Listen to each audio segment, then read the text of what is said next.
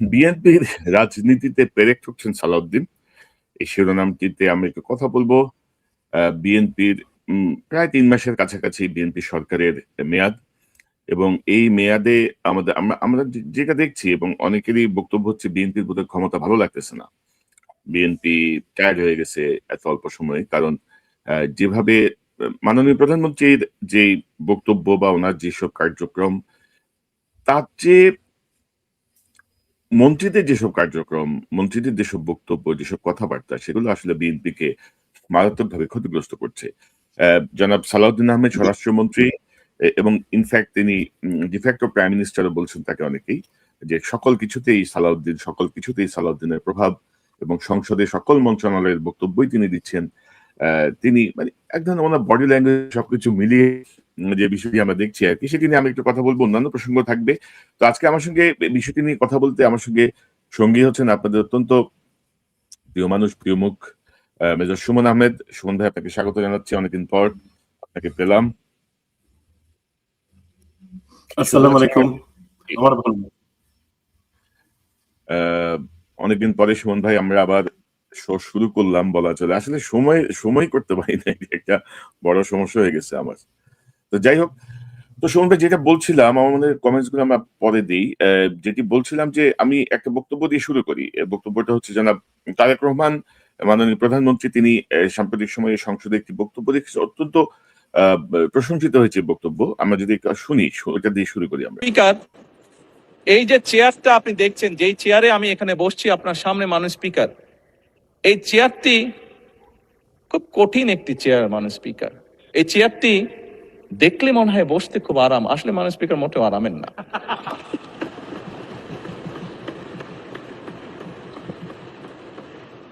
এই চেয়ারটিতে বসলে মাননীয় স্পিকার প্রতি মুহূর্তে মনে হয় যে আগুনের তপ্ত হিট আসছে মাননীয় স্পিকার।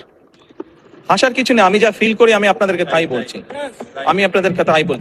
মাননীয় স্পিকার, এই চেয়ারের থেকে উঠে দাঁড়িয়ে আপনার সামনে বক্তব্যে আমি হয়তো অনেক পপুলার কথা বলতে পারতাম, যেটাতে আরো অনেক বেশি তালি হতো মাননীয় স্পিকার।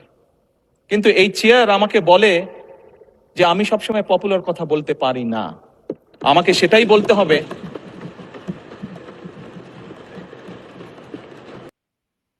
মানে মাননীয় প্রধানমন্ত্রী যে বক্তব্যটা দিচ্ছেন, সংসদে যারা আছেন তারা এই বক্তব্যটা আসলে অনুধাবনই করতে পারতেছেন না। তারা বিষয়টা তাদের কাছে ফান মনে হচ্ছে। কিন্তু প্রধানমন্ত্রী বলছেন যে এটা হাসির কোনো বিষয় না।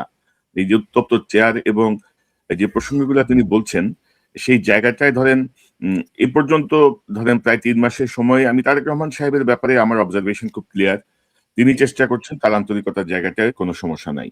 কিন্তু এই সংসদে যখন সালাউদ্দিন সাহেবের একটা বক্তব্য যদি আমি শুনাই আপনাকে।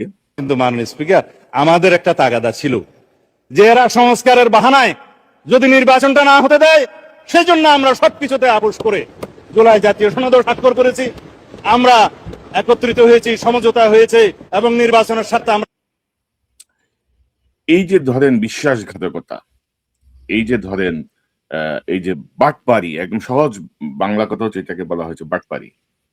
তো এই কথাটা আপনি যেভাবে বলছেন, এটা বিএনপির রাজনৈতিকভাবে বিএনপিকে কতটুকু ক্ষতিগ্রস্ত করছে। এবং আপনি যদি দেখেন, এই কথার পরে সবাই, বিএনপির সকল সংসদ সদস্য টেবিল চাপড়ে এটাকে অভিনন্দন জানাচ্ছে।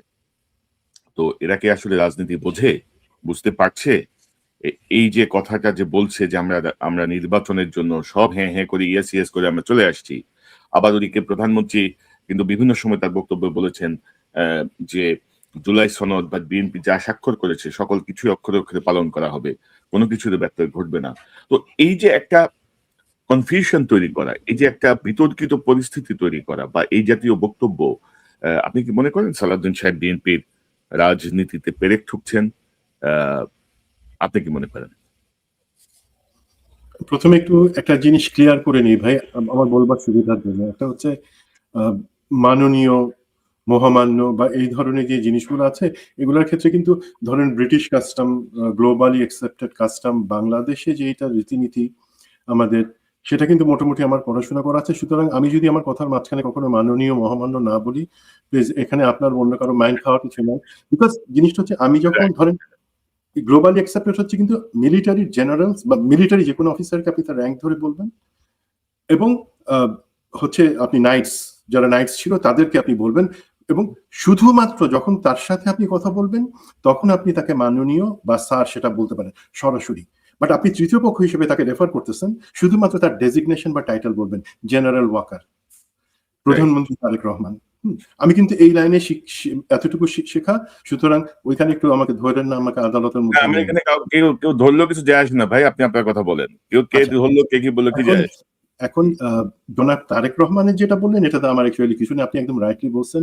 সালাউদ্দিন সাহেবের সেটাও প্রথম কথা, ওনারা কিন্তু বিএনপি একটা সরকারের দায়িত্ব নিয়ে সরকার চালানোর জন্য আসছে, এবং সেখানে কিন্তু আমার আপনার পছন্দের লোকদের দ্বারা বসাবে, আমার আপনার পছন্দের মতন কথা বলবে, অথবা তারা শুধুমাত্র আমাদের কথা শুনে চলবে, এটা আমরাও আশা করি না, তারা করবেন না সেটা জানি।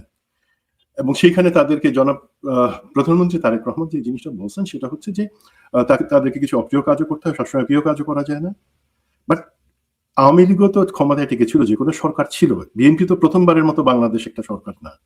তারা ক্ষমতায় আসছে, তারা প্রিয় অপ্রিয়, পপুলার আনপপুলার সব কাজ করছে। বাট আনপপুলার কাজগুলা করবার সময় ভাই তারা ঢাকঢোল পিটায়, ওয়াজ করার ওয়াজ মাহিব ফেলে যেভাবে আমরা কথা বলি, জনাব সালাউদ্দিনের এই যে আপনি সংসদে যেই ওনার অংশটুকু দেখালেন ওয়াজের সময়, আমার ছোটবেলায় আমি দেখছি গ্রামে হুজুররা এইভাবে শরীর দুলাই নাটক করে কথা বলতেন। সেই কারণে অ্যাকচুয়ালি লোকে প্রচন্ড আহত হয়েছে যে অ্যাকচুয়ালি এই কথাটা কাজে আপনি আমি জানি, কিন্তু বিএনপির নেতৃত্ব, জামাতের নেতৃত্ব, তাদের সাথে আমাদের যতটুকু কথা আমরা জানি, জুলাই সনদটা ইনশাল্লাহ কোনো না কোনো ভাবে বাস্তবায়ন হবে। সেখানে কিছু জায়গায় গ্যাপ আছে, সেটা তারা কভার করে নিয়ে আসছেন। বাট আমি ঢাকঢোল পিটায় জিনিসটা এইভাবে বলবো, লোকে আমাদেরকেই যে আপনি বললেন, লোকে আমাদেরকে মনে করবে আমরা মুনাফিকদের, বিএনপি মুনাফিকদের মতন ব্যবহার করতেছে, বিএনপি দেশের সাথে গাদ্দারি করতেছে, জুলাইয়ের সাথে গাদ্দারি করতেছে। ভাই এই জিনিসটা এইভাবে পাবলিকলি আমি কেন আনবো? আমি যদি পলিটিশিয়ান, ওনারা তো সবাই, আমরা তো শিখাইতে যাচ্ছি না সংসদে যারা আছেন বা যারা রাজনীতি করেন, ওনারা রাজনীতি করেন বলে টেকনিক্যালি ওনারা সংসদে গেছেন, ওনারা আমাদের থেকে জিনিসগুলো ভালো বুঝেন, কোন সময় কোন কথাটা কিভাবে বলা যায়, কোন কথাটা বলা উচিত, আর কোন কথাটা যদি আমার অন্য কোনো চিন্তাও না থাকে, আমি একটা আমার দলকে বা সরকারকে ডুবানোর জন্য এমন ভাবে বলবো না, বা এই কথাটা বলবো না যেটা লোকের মনে আমাদের দলকে একটা গাদ্দারের দল হিসেবে পরিচয় করে, but which BNP is not. আপনি যদি বিএনপির নীতি নির্ধারক প্রধানমন্ত্রী তারেক রহমান থেকে শুরু করে সবার কথা যদি শুনেন, গত 2 মাসে তারা কিন্তু কেউ কখনো বলেন নাই যে তারা জুলাই বাস্তবায়ন করবেন না, বা তারা ধাপ্পাবাজি করে মুখে একটা জিনিস বলে কোনো মতে সরকার ক্ষমতায় আসবার জন্য তারা তখন এগ্রি করছিলেন, এখন এগ্রি করবেন না। এই জিনিসটা জনাব সালাউদ্দিন 3-3বারের মধ্যে বলে ফেলছেন এই 3 মাসেরও কম সময়, একই কথা। এই জিনিসগুলা উনি যেই ম্যাচুরিটি নিয়ে আসছেন তাতে ওনার কাছ থেকে আমরা আশা করি না। আমি একটু ব্যক্তিগত অভিজ্ঞতার কথা বলি ভাই, যদি উনি দেখেন, স্বরাষ্ট্রমন্ত্রী সালাউদ্দিন আহমেদ এমপি, উনি কিন্তু আমাদের সংসদে যে 300 জন সাংসদ আছে তাদের মধ্যে আমি ওনাকে সব থেকে কোয়ালিফাইড মনে করি। কিভাবে মনে করি দেখেন, উনি কিন্তু ছাত্র দলের রাজনীতি করছেন, ছাত্র রাজনীতি উনি বুঝেন, উনি কিন্তু এরশাদের সময় পিটানি খাইছেন, এবং উনি, এটা আমি ঠাট্টা করার জন্য বলতেছি না, ওনাকে কিন্তু কেউ কে বা কাহারা কিন্তু বস্তায় ভরে টিএসসির মোড়ে পিটাই রেখে দিছিল, উনি এই পরিমাণে নির্যাতিত। আজকে আমরা নাহিদের থেতলানো পায়ের ছবি যখন দেখি, উনি কিন্তু সেই অবস্থার মধ্যে থেকে আসছেন। সুতরাং উনি বুঝেন ছাত্র রাজনীতির কষ্টটা কি। নাহিদকে অন্য ছাত্রদের নিয়ে ট্রল করা ওনার সাজে না। দেন উনি বেগম জিয়ার এপিএস ছিলেন বেশ অনেকটা বড় সময় ধরে, এবং যখন এই নীতি নির্ধারণের জায়গাগুলোতে হাঁটতেছে বিএনপি, সেই উনি, সুতরাং বেগম জিয়ার রাজনীতি কি ছিল সেটা বিএনপির আর যে কারো কাছ থেকে উনি কিন্তু সব থেকে কাছে থেকে দেখছেন এবং বুঝবার কথা। উনি বিএনপি সাংসদ ছিলেন, মন্ত্রী ছিলেন, এবং সব থেকে বড় কথা উনি ব্যুরোক্রেসি থেকে আসছেন। উনি একই সাথে কিন্তু আইন বিষয়ে পড়াশোনা করছেন।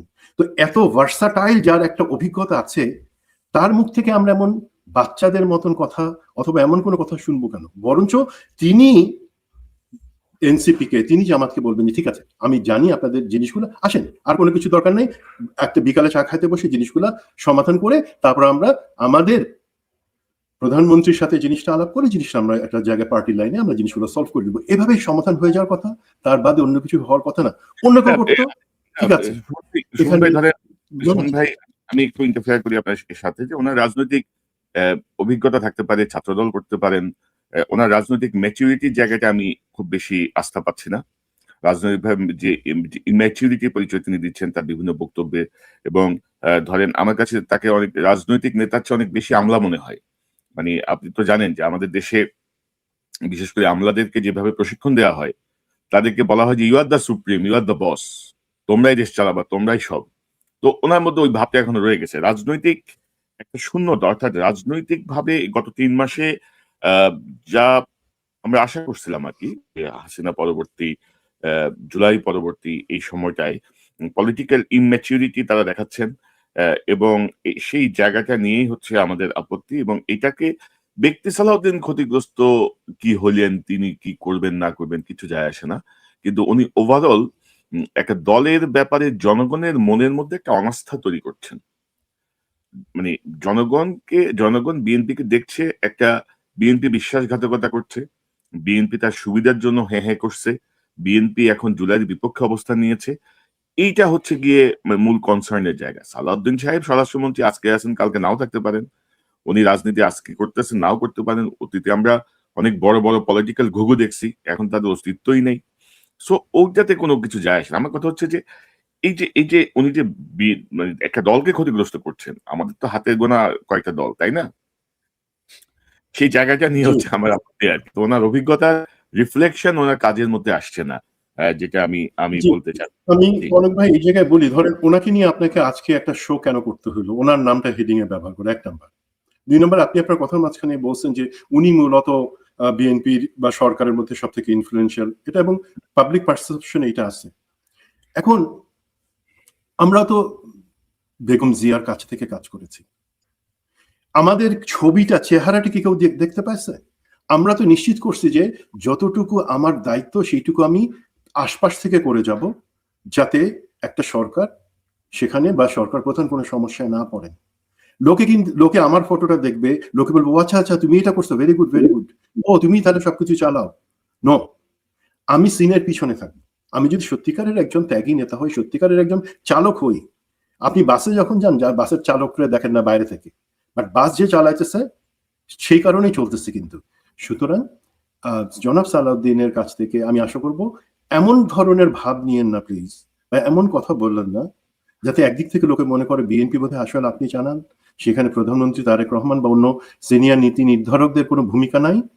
তেমনি ভাবে যদি আপনি সেই ট্যাগে লাগাতে চান, সেই ট্যাগ লাগে কেন? আপনি বিএনপিকে, যেটা বাংলাদেশের একটা স্বাধীনতার ভাব এবং বাংলাদেশি জাতীয়তাবাদকে ধরে রাখার একটা দল, সেটাকে আপনি পচান না। তো এইটার সাথে যদি আমি জানি এটা শুধু জনাব সালাউদ্দিন আহমেদ ওনার জন্য না, আমি ওভারঅল বিএনপির ব্যাপারে একটু যদি বলি যে সমস্যাটা কোন জায়গায় হতেছে। ধরেন তারা সরকারে আসছে, তাদেরকে ভালো মন্দ একটা কথা বারবার আসতেছে, আইন সিদ্ধ সাংবিধানিক, এত শুনতে শুনতে ভাই আমার কানের পোকা 2 দিক থেকে বাইরে হতেছে। এখন আইন, আপনার সেই পল্টুর যোগের কথা মনে আছে ভাই? ওই যে টিচার ফেল করাইছে, তারপর বলছে 3টা প্রশ্নের উত্তর কোনটা আইনগত কিন্তু ঠিক না, কোনটা আইনগত না কিন্তু ঠিক, কোনটা আইনগত না ঠিক না, মনে আছে? মানে ফেল করাইছিল টিচার পল্টুকে ফেল করাইছে, পল্টু বলছে 3টা প্রশ্নের উত্তর দেন, আইনগত কিন্তু আসলে ঠিক না, আইনগত ভাবে ঠিক না কিন্তু আসলে ঠিক, আর কোনটা আইনগত ঠিক না টিচার পারে নাই। তো পরে পল্টু টিচার তারে পাশ করাই দিচ্ছে পল্টু, যেহেতু উত্তর দিতে পারে নাই। তো সালাউদ্দিন সাহেবরা আমি সেই ক্ষেত্রে ওইখানে উত্তরটা আমি এখন দিতেছি না, তো উত্তরটা কি ছিল? আইনগত মানে শিক্ষক হচ্ছে 60 বছর, তার ওয়াইফ হচ্ছে 21 বছর, আইনগত ভাবে সিদ্ধ, বা সেটা উচিত না। আবার পল্টু সেই শিক্ষকের ওয়াইফের সাথে প্রেম করে, সেটা আইনগত ভাবে ঠিক না, বাট মজা আছে। আবার আইনগত ভাবে ঠিক না, সেটা খারাপও। সেই পল্টুরে যে তার ওয়াইফের সাথে 21 বছরের স্ত্রীর সাথে প্রেম করতেছে, তারে কোনো কারণ ছাড়া বেআইনি ভাবে শিক্ষক পাশ করাই দিল ফেল করার পরে। সুতরাং এই জিনিসের লাইটে আমি বলবো, ধরেন বাংলাদেশের পার্সপেক্টিভে আইনগত কি? শেখ মুজিবের ছবি টাঙাইতে হবে দেয়ালের পিছনে, কোনো অসুবিধা নাই। আপনি আপনার পরিবারের সবাইকে, আপনি ফ্যামিলি ধরে, স্ত্রী কোটায়, স্বামী কোটায়, ছেলে কোটায়, মেয়ে কোটায়, বন্ধু কোথায়, আমার ভবনের পিয়নের কোটায়, আপনি সবাই মন্ত্রী বানায় দেন, সবাইকে বিভিন্ন জায়গায় বসায় দেন, সাংবিধানিক ভাবে ঠিক আছে, বাট সেটা উচিত না। আপনি দলীয়করণ করেন, পরিবারতন্ত্র কায়েম করেন, সংবিধান মানা করে নাই, বাট সেটা ঠিক না, বুঝতে হবে। তেমনি ভাবে আইনগতভাবে যেটা ঠিক না, বাট মানে এখনো আপনি জায়েজ করতে পারতেছেন না, বাট আসলে ঠিক। আপনি পাবলিক কি চায়? পাবলিকের ডিমান্ড হচ্ছে হাসিনা এবং ফ্যাসিবাদের সাথে যারা আছে সবাইরে সোহরাওয়ার্দী উদ্যানে মাঠে নিয়ে আসা হোক, পাবলিক বিচার করবে। এটা আইনগতভাবে সিদ্ধ না, বাট পাবলিক কিন্তু সেটা চায়। তেমনি ভাবে ধরেন কিছু আছে, এই যে আমাদের জঙ্গি ট্যাগ দিয়ে মেজর সৈয়দ জিয়াউল হক, তাকে আপনি একগাদা মামলা দিয়ে ফাঁসি বা অন্যান্য শাস্তি দিয়ে রাখছেন, আইনগতভাবে সেটা দিয়ে রাখছেন, বাট পাবলিক জানে আসল ঘটনা কি। সেক্ষেত্রে কিন্তু পাবলিক চায় তার উল্টা, তার মুক্তি, তার বিরুদ্ধে সব মামলা তুলে নেওয়া।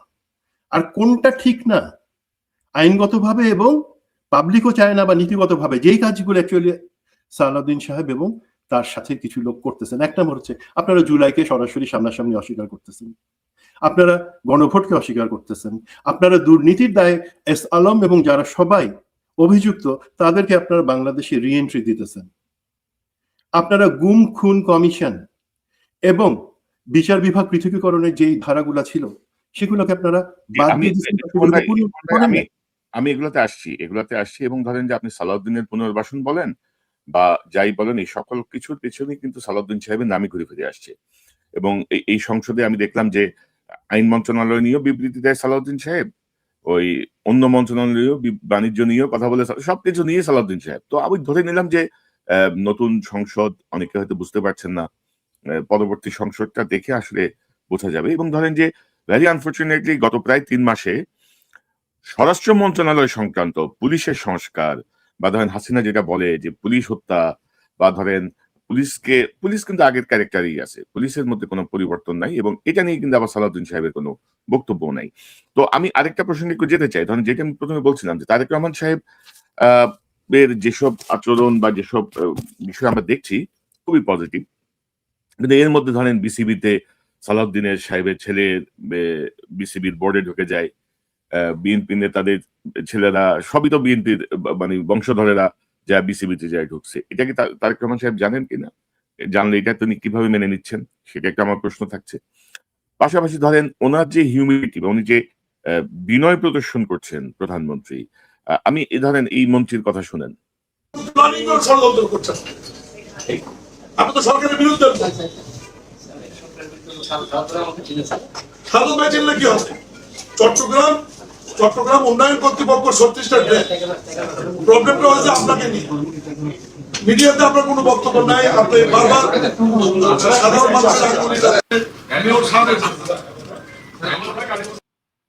ধরেন একটা চট্টগ্রাম উন্নয়ন কর্তৃপক্ষের জায়গাটায় যে বলতেছে যে আপনি তো সরকারের বিপক্ষের লোক, আপনি সরকারের বিরুদ্ধে ষড়যন্ত্র করতেছেন, তো এগুলো পাবলিকলি আপনি যদি বলেন, এটা তো আপনার হিউমিলিটি প্রদর্শন হচ্ছে না। মানে আপনি নিয়ন্ত্রণের জায়গাটা আপনি ধমক দিচ্ছেন, আপনার অ্যাটিটিউড এটা তো ধরেন এটা সাপোর্ট করছে না।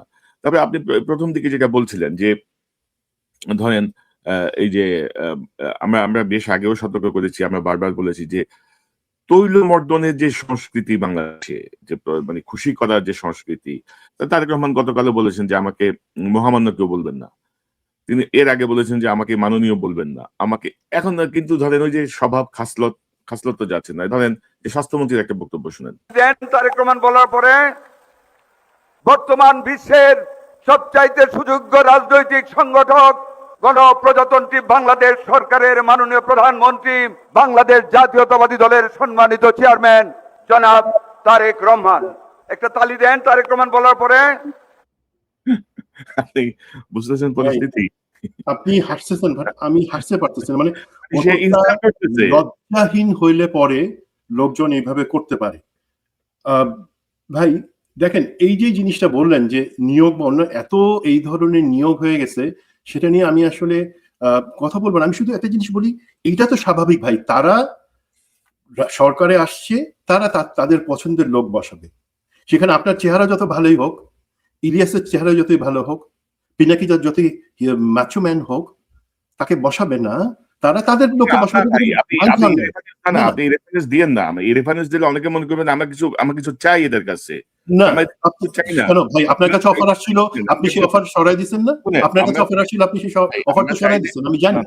সুতরাং ভাই আমি আমার পয়েন্টটাতে যেটা বলি আই উইথড্র মাই থিং, এখানে কারো চার জন্য না, আমি যে জিনিসটা বলতেছি দেখেন তারা তাদের পছন্দের লোককে বসাবে, এটা স্বাভাবিক, প্রতি সরকার বসায়। এখন সমস্যাটা কি, সেই জায়গায় আপনি যদি তামিম ইকবালের মতন, আমি সরাসরি তাকে গাদ্দার বলবো, এখানে আমাদের একজন ক্রীড়ামন্ত্রীকে বসাচ্ছেন যিনি তেলের ভিতরে চুবে থাকেন, এবং এই ধরনের বিভিন্ন আমাদের আর্থিক প্রতিষ্ঠান বা বিভিন্ন জায়গায় বসাইছেন একদম মানে স্ত্রী পুত্র কন্যা স্বামী সেই ক্যাটাগরিতে। এখানে কিন্তু দুইটা আপনি বলবেন যে না আমি একজনের সাথে কথা বলতেছিলাম, উনি বিএনপি শীর্ষ নেতৃত্ব, বললেন যে ভাই সবাই বসাইছে, আপনারা তো সমস্যা কোথায়? বললাম না, আমার সমস্যা নাই, সমস্যা আপনাদের, আমি তো এখানে আছি।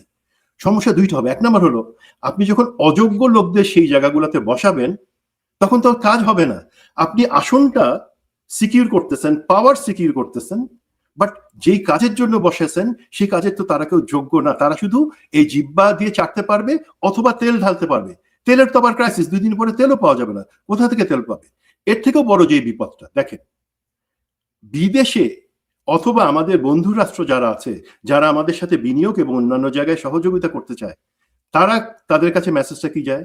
IMF এর জন্য এখানে খসরু ভাই আসছিলেন কিছুদিন আগে ওয়াশিংটনে, উনি কি পারছেন IMF এর যেই লোনটা ঋণটা স্যাংশন হওয়া আছে সেটাকে রিলিজ করে নিয়ে যেতে? ওনাকে তো লোন স্যাংশনের জন্য কষ্ট করতে হয় নাই, ওনার কাজ ছিল শুধু সেটা রিলিজ করা। পারছেন? কেন পারেন না? একটাই কারণ, আমাদের সাথে যে দাতা গোষ্ঠী এবং যে সহযোগী দেশগুলো আছে তারা মনে করে আমরা সঠিক জায়গায় সঠিক লোককে বসাচ্ছি না, বাংলাদেশ সরকার, এবং একই সাথে শুধু তাই না, বেঠিক লোকদেরকে যারা আবার দুর্নীতির সেই দরজাগুলোকে ওয়াইড ওপেন করে দিবে তাদেরকে সেই জায়গায় বসাচ্ছি। এখন তারা কোন ভরসায় দিবে? দিন শেষে তাদেরকে তো টাকা কিছু না কিছু আদায় করতে হবে, তারা তো আমাদের ভালোবেসে টাকা দেয় না, এটা তাদের ব্যবসা।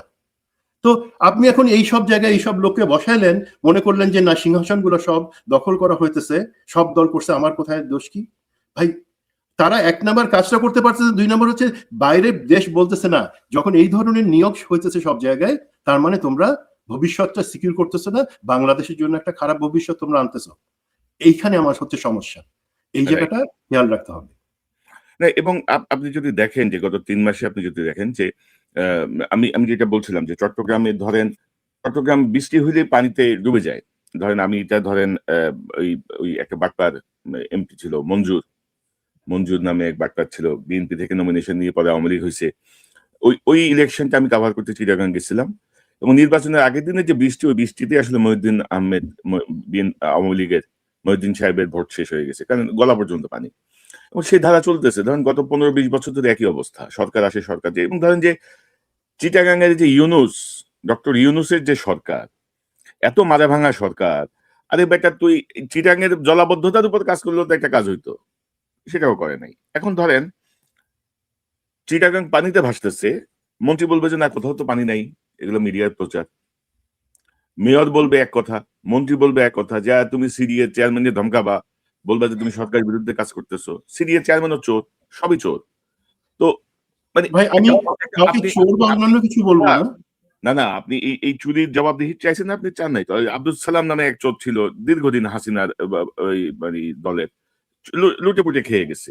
তো এখন যে মেয়র আছে বিএনপির, এই সেই মেয়র তো 18 মাসের আগেই নিয়োগ পাওয়া, মানে ইউনুসের মানে দায়িত্ব নেওয়ার পরপরই কোর্টের আদেশে তিনি মেয়র হয়েছেন। তো তার ভূমিকা কি, সিরিয়ার ভূমিকা কি, এগুলো নিয়ে কিছু বলছে না। আমি যেটা বলছি যে আপনি সত্যটাকে আড়াল করার চেষ্টা করছেন সেই পুরাতন স্টাইলে। না, সব ঠিক আছে। জ্বালানি তেলের জন্য ভাই, জ্বালানি তেলের জন্য সারাদিন ধরে মানুষ বসে থেকে 10 ঘন্টা বসে থাকতেছে 2 লিটার তেলের জন্য, কিছুদিন আগেও, এই 1 সপ্তাহ আগে জ্বালানি মন্ত্রী বলতেছে তেলের উপরে দেশ ভাসতেছে, তেলের কোনো সংকট নাই, অতীতে যে কোনো সময় তেলের রিজার্ভ আছে। তো আপনি কেন এই কথাগুলো বলবেন? আপনি বাংলাদেশের মানুষ কিন্তু খুব কনসিডার্ড। আপনি যদি বলেন যে ভাই আমাদের এই বৈশ্বিক পরিস্থিতি, আমাদের তেল কম, আমাদের তেল নাই, যার জন্য আমরা বিদ্যুৎ সাপ্লাই তৈরি করতে পারছি না, আমাদের একটু সময় দেন, আমাদেরকে একটু সাপোর্ট করেন, ওটা না করে আপনি যদি উল্টা কথা বলেন যে আমাদের এইখানে এটা একটা খুব মানে ইম্পর্টেন্ট জিনিস বলছেন। এখানে আমি একটু বলি, এক নাম্বার প্রথমে চিরকঙ্গের জিনিসটা আসি। এই যে তা বললেন যে এক এক লোক দায় এড়ানোর জন্য মিথ্যা কথা বলে যাচ্ছে, তার বিপরীতে প্রধানমন্ত্রী তারেক রহমান কিন্তু সংসদে খুব স্পষ্ট ভাবে উনি বলেছেন, উনি এইটার জন্য দায় স্বীকার দুঃখ প্রকাশ করছেন। That is the language. যদি এটা হয়ে থাকে, আমি সেটার জন্য ক্ষমা চাচ্ছি এবং আমরা চেষ্টা করছি, আলহামদুলিল্লাহ জনগণ মেনে নিবে। এখন কমিউনিকেশনের সমস্যাটা এই সরকারের আইদার অর্ধেক লোক বোবা আর অর্ধেক লোক বাঁচান।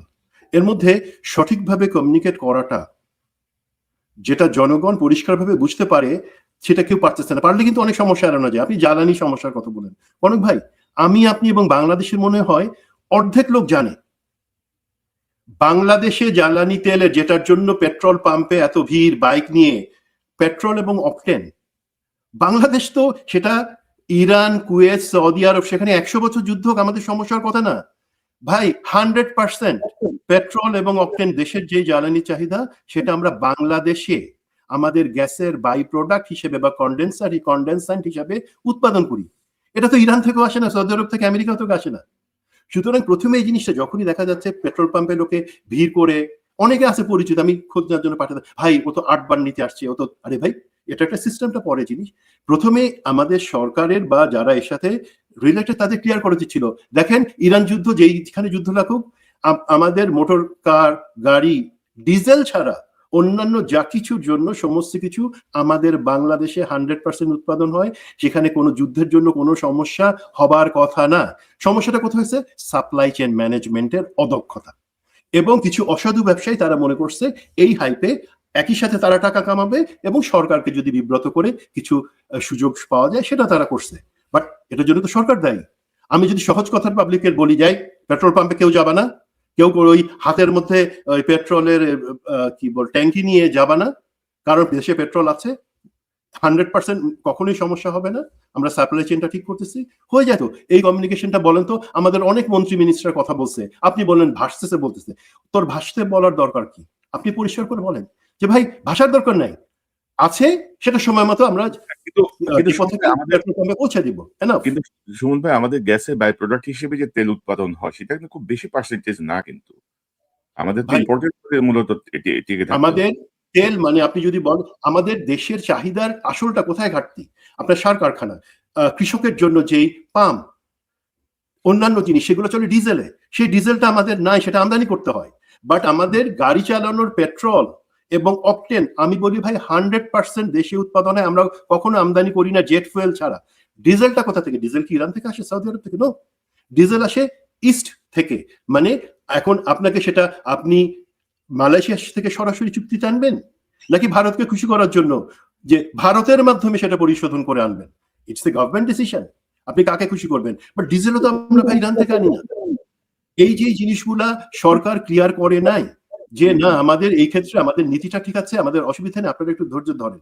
এখন যেই সরকার উল্টাপাল্টা কথা বলবে, তেলে ভেসে যাইতেছে বলবে, সেই সরকারের উপর তো সত্যি কথাও জনগণ আস্থা রাখবে না। দ্যাট ইজ আমার কথা হচ্ছে, ভাই তোমরা প্লেন এন্ড সিম্পল কথা বলো, ভাই আমার হাতে আছে, আমার হাতে নাই। যেটা তারেক রহমান সাহেব চেষ্টা করছেন, যিনি স্ট্রেট কথা বলার চেষ্টা করছেন, এবং তিনি বলছেন যে পপুলার কথা না বলে বাস্তবতা বলা। কিন্তু বাস্তব কথাও আপনি বলছেন না, ওনার মন্ত্রীরা বলছেন না। ওনার মন্ত্রীরা এটাকে ধরেন গল্প দিচ্ছেন, ওনার মন্ত্রীরা উল্টা কথা বলছেন। চট্টগ্রাম ডুবে যাচ্ছে পানিতে, আপনি বলতেছেন কোথাও পানি নেই। মানুষ তেলের ক্রাইসিস অনুভব করতেছে, আপনি বলতেছেন যে আমাদের কোনো ক্রাইসিস নাই। তো আপনি কি বুঝাইতে চাইতেছেন? আপনারা কি ভেতর থেকে বসে ক্ষতি করছেন সরকারকে?